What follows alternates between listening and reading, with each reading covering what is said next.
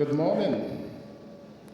I think before I start, I'd like to obviously give a very special recognition to our very stellar Royal Highness. It's good to have you in the room today. Good morning, sir. Also a very special recognition to a special man that we hold quite a lot when we talk about the development of our telecommunications sector, Dr. Ndukwe. Good morning to you. Also special recognition to senior government officials in the room today, other dignitaries, captain of industries, of course our special guests from far and wide, and I think most importantly, our special host, MTN. I think we have to recognize MTN. And I thought the best way to start my talk today is actually with the appreciation of the role that MTN has played in our economy.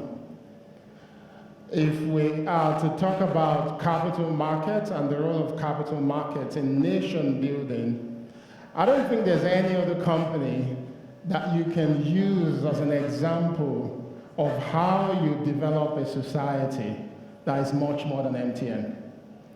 For those of us, of course, for those of us who were just coming out of university, when the full liberalization of our telecommunications sector happened, I still remember the excitement, amongst my peers to get our first SIM card. I think we paid about 21,000 naira or so for the first SIM card that we got back then. We were really excited. We gathered our money together. We bought the cheapest Nokia that we could afford. But it was something significant to us to have a mobile phone, because that was the first time we were being fully connected. Of course, I was part of the generation at university that accessed the internet through, for those who understand, the dial-up system, where we go to cyber cafe and we have to be about 30 naira per second or so, or maybe 1 minute, I can't remember, to access the internet.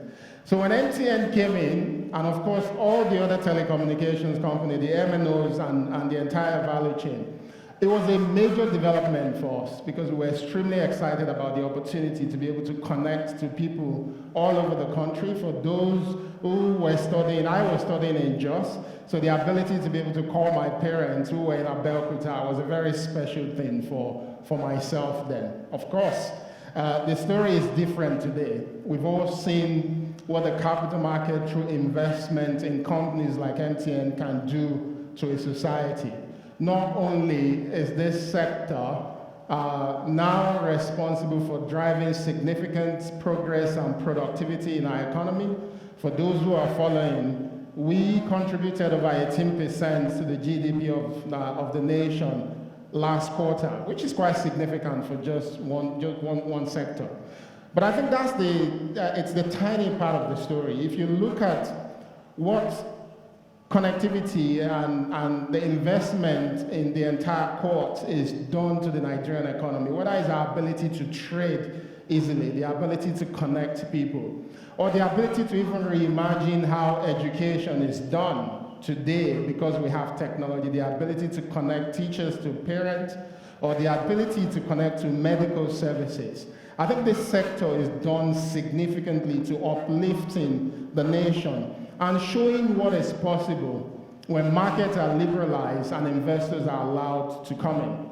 Of course, while we can financially articulate the contribution of the sector, one thing that is part of my mandate today is to actually be able to calculate the total factor productivity of the Nigerian economy and be able to isolate what the technology sector is contributing to driving productivity beyond what we already calculate from labor and capital.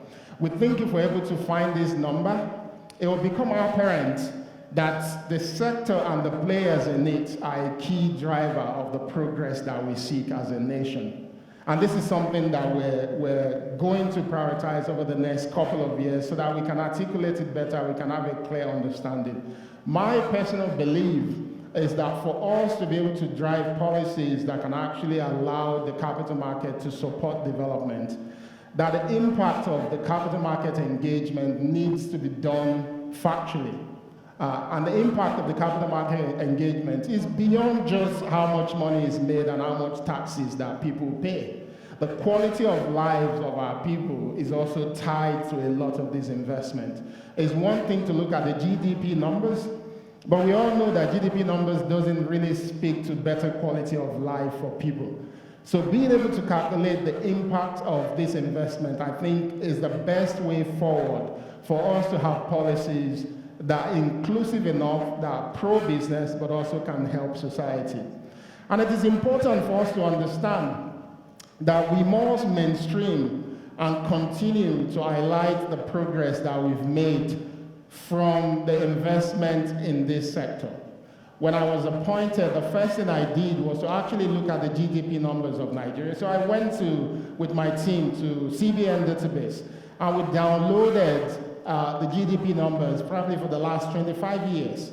Of course, we found that the top 3 sectors that is used to compute our GDP is based on agriculture, manufacturing, and services. But that doesn't tell the real story. You can look at it at the top, and you see how much each of these sectors are contributing. We decided to look at the sectorial activities under each sector. So we found that in agriculture, there are 4 main activities that contribute to our GDP. So one is crop production, the other is livestock, the third is fishery, and the fourth is forestry. But again, that doesn't tell us the full story. So we looked at the numbers, we were trying to understand the level of contribution of each of these sectoral activities. Then we found that over the years, the only thing that has been growing in agriculture in Nigeria is crop production. Fishery has been flat. Livestock has been flat. Forestry has been flat.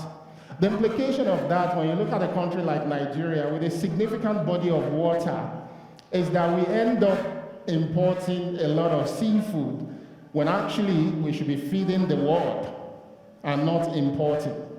But we found that the level of investment in fishery in Nigeria is not being what it should be.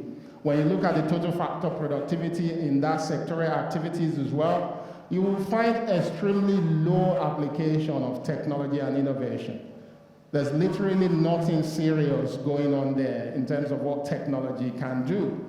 But when you go to countries as small as Togo, and you find how sophisticated the fishermen are in Togo, and how fishery is contributing to the Togolese economy because there's been intention to actually grow that market. It's exactly the same thing if you choose to look at services. Of course, services, we are categorized as part of services, where telecommunications or ICT is the major contributor to services when it comes to the GDP number. Again, when you break down the sectorial activities under services, you will find over 30 sectorial activities that has been flat over the years. Clear flat over the years. So people are focused on where the low-hanging fruits are, where you can find opportunity. Only about 2 areas contribute to GDP significantly, and it's been growing in Nigeria. Again, this is a sector that has significant opportunity to add value to the country. When you look at our population and the projected growth of our population, when you look at the demography within that population as well, with over 60% being young people under the age of 25. So you can imagine the opportunity that we can actually open up to the economy, but also opportunity for investors to actually capture value. We've seen the amount of value that the country has made possible within the telecommunications space. And this same performance is possible whether it's in agriculture or in services. And if you go into manufacturing, it's even a lot more deeper. Because in manufacturing as well, I think the subsectorial activities there is almost 100 different activities that the nation can actually leverage to create value. But again, the only bit that is growing is about 5 or so. The rest has been flat.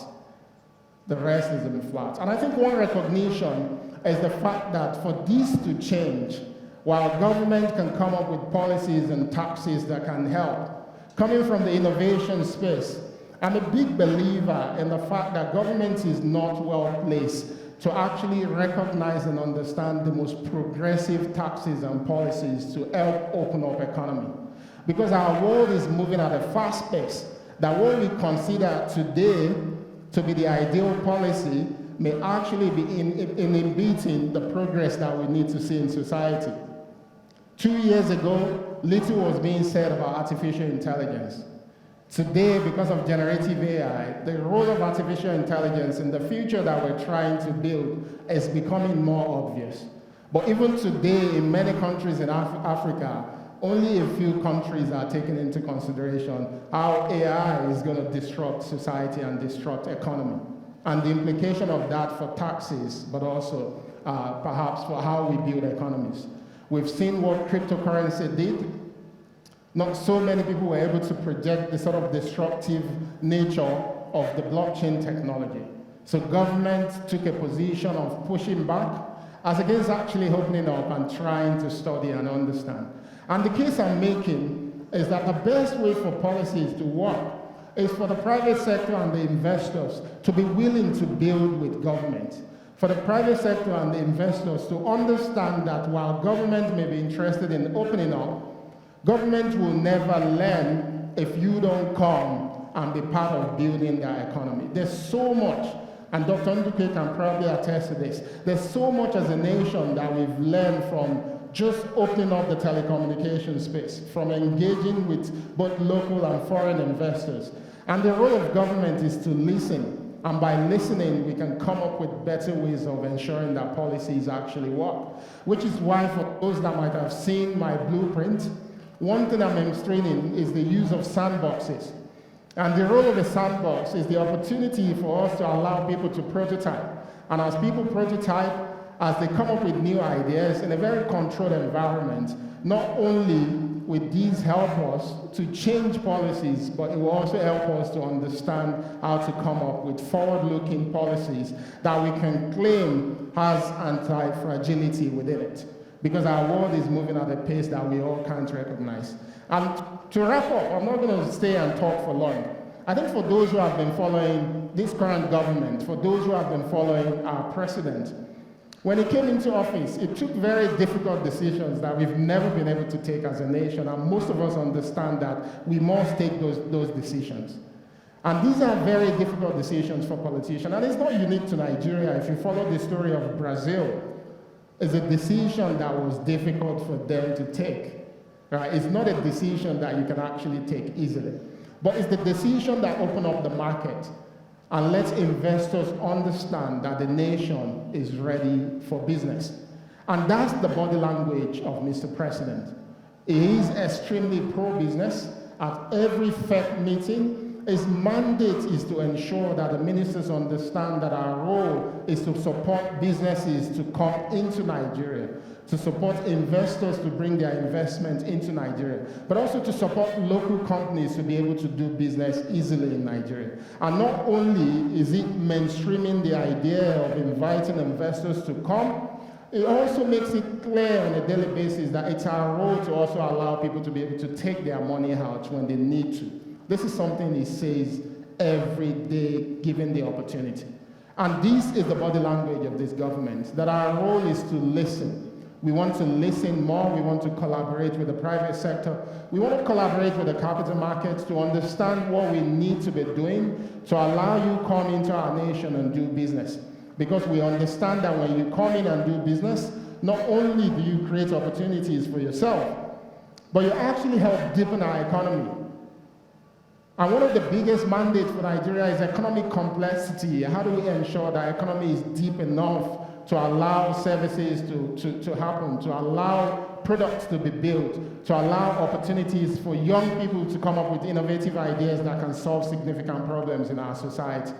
And we do have a lot of those problems to solve. So when we talk, Nigeria is a nation that is not a nation that is full of problems. Nigeria is a nation that is full of opportunity, waiting for investors who actually understand how to help open it up. And that's where we are today. And the role of this government is to make sure that those who are willing to build with us, again, build is a language, is a word that the president uses often. Those who are willing to build with us, that we can support them to do so. Because the nation that we desire can only happen when we build. Thank you very much for listening. Hello, okay, good morning. Go ahead, sir. And thank you, Dr. Tijani, for your presentation. My name is Soji Sholanke, and Head of FinTech Investment Banking for Absa Group. So my question is, given your remit, and obviously you know very much about how technology companies in Nigeria raise capital, a significant portion of that tends to be raised in foreign currency. So it'd be good to get a sense from you, given the impact of an ongoing devaluation on the growth rates and the ability of these high growth companies to actually deliver returns, what can be done to actually localize capital raising by high growth Nigerian tech companies? Yep, given the foreign currency dynamics in the country. Thank you. Okay, last question. It's Prince from All Weather Capital in South Africa. I've got a few questions around regulation, which I believe has been part of the issues that the telcos industry in this country has been facing. But then, to cut the long story short, maybe I should ask this one with regards to the risk of further regulatory pressure in the telcos industry, and which I'd say areas in telcos are still vulnerable. Thank you. Okay, thank you. If we can get one more, we'll shift attention to the Honorable Minister. Okay, so Mr. Taiwo Yele is in front here. Are you the one raising your hand, or the man behind you? Okay, yeah, the man behind you. Thank you. I've got a question. You kind of mentioned that the telco sector is very important to kind of drive inclusion and so on. And with investment being done in foreign currency and the telco sector having very little power as to pricing with inflation running quite high, how do you kind of balance how much you allow them to kind of give price increases? Or how do you, what's your thinking? Sir, he's not getting you. Sorry. He needs to hear you clearly. Okay. All right, please. How do you think, or what are your thoughts around price increasing in the current high inflationary environment with kind of foreign capital investment needed to keep the quality of the telco sector services up? Did you get that? All right, so back to you. Fantastic. Thank you so much for the three questions. First one is one I'm passionate about, and there are two sides to the answers you get from me, or the answer you get from me. There's the one side, which is the patriotic Bosun, which has been a champion of the role of technology in development, and the understanding that there's absolutely no nation that can develop today without prioritizing technology. And if that's the state, it means that sovereignty of nations as well will be tied to technology. That's just the fact. So there's a part of me that has a strong belief that we do have to localize investment in our technology companies, and not just localize it because it's important to localize. I think we also have to encourage local domiciliation. Coming from the startup space, the bulk of the companies in Nigeria that we claim to be Nigerian companies are not Nigerian companies. I know Mr. Oyedele was talking about the idea of people employing locally. I think the startups actually know how to deal with that issue. They deal with it really well by setting up a separate entity, which they use to hire. But the main entity is in Delaware. And there are so many reasons for why this has been happening for years. But there are also examples of countries all over the world that understand that there's no way you build a nation when your companies are nowhere near being domiciled in your market. Absolutely no way you build a nation. That's the fact that investors may not even like to. But I don't even think investors have issues with it. I think investors just want an environment to be able to bring their money in and take it out as well. So it's important for us to mainstream the availability of capital locally that can go into companies as a way of encouraging local domiciliation. Because we do not want to build a fintech company that is critical to our economy, that is doing extremely well, that is being powered by the Nigerian market to become a unicorn. But alas, this company is an American company. And all we get from the company is just payee. It's not sufficient. I think it's not just about taxes. If you truly want to deepen an economy, you also have to ensure some local ownership of critical infrastructure. And we know that technology companies are becoming critical infrastructure. What's going to be our future in 10, 15 years' time if all the companies running our technology backbone are American companies? And all we get is pay just because we want to create jobs. There's some nuances around it, especially in the startup ecosystem, that is very delicate, not just for Nigeria, for the entire African continent. It's the same with Europe as well. Europe is struggling with the same as well, where traditionally, most of their startups will prefer to be American companies. I'm based in Delaware. And I think the way to address this issue is to truly understand from the capital market, what do we need to be doing as a nation to allow for local domiciliation? That's the first step. I think once we crack that, you will see more flows that are based locally. And by encouraging local domiciliation, you're going to see more participation from local investors as well. It's been happening over the last 5-10 years. I think MTN is a success story in terms of how many local investors are part of that business. But I think we need to see more in most technology startups, and we're not seeing it. And it's part of the example that I gave. The easiest way out is to say the environment is not conducive. I'm going to go to Delaware. But until we actually take a decision to start to domicile locally, government will not have a clear understanding of what the investors must see to bring their money into a company that is domiciled in Nigeria. Singapore is done it really well, where most of the large VC companies are also based there. As small as the country is, their companies are domiciled locally, and I think Nigeria can do it as well. We can use that to manage the raising of capital, the challenge you mentioned earlier. To the number 2 question on regulatory pressure, again, my answer to this one is not a popular one. I think historically, because the telecommunications space almost became the second oil for Nigeria, in a way, the interest in the sector became extremely deep, whether it's from the private sector in terms of the opportunity to generate gains and values from it, or even from actors within government who sees it as a go-to for taxes, as a go-to for raising money. Right? It became so clear that there's so much in this sector. And you know what that can cost regulation as well, because regulation in itself is not coming from an entity that is not human, that is called government. Every government activity in Nigeria is driven by people. The Nigerian government is well connected to the private sector. This is the first thing I've learned after becoming a minister, that there's hardly a minister that is taking a decision in isolation. Absolutely nobody in Nigeria. The Nigerian government is very pro-business. The private sector has a good hang of Abuja. There's no reality anywhere in Nigeria where a minister can run without the Nigerian private sector. Absolutely not possible. So when it comes to regulation, the mandate is that we all need to accept that this is a critical sector for the nation. It's the backbone for the future we're trying to build. And for it to meet the standard that we can actually gain the confidence of the capital market, both government and private sector must take governance seriously. That people have to adhere to the laws and the rules and the regulations. We have to model the things we want to see. Even the private sector must model what they want to see. As we model this, government as well must model the same way, which is my mandate as a minister, as the mandate of the EVC, of NCC as well, to ensure that things are done properly. And when things are done properly, we can gain the confidence of the capital market, and as a sector, we can continue to grow.